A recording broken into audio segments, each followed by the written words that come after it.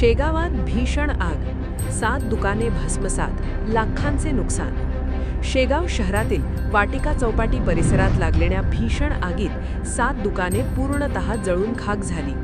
घटनेनंतर परिसरात एकच खळबळ उडाली असून नागरिकांनी घटनास्थळी मोठी गर्दी केली. आगीची तीव्रता इतकी होती की काही मिनिटांतच सर्व दुकाने ज्वाळांनी वेढली गेली. या आगीत कृष्णा पावभाजी, सप्तशृंगी पाणीपुरी, उमाळे पान centre, Pawar Punjabi chole centre, zunka bhakar, fast food आणि मराठा छोले सेंटर ही दुकाने भस्मसात झाली.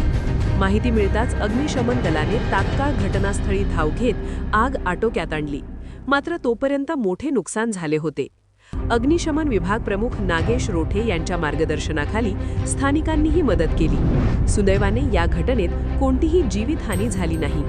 आगीचे नेमके कारण अद्याप स्पष्ट झाले नसून प्राथमिक अंदाजानुसार लाखो रुपयांचे नुकसान झाल्याचे सांगितले जात आहे.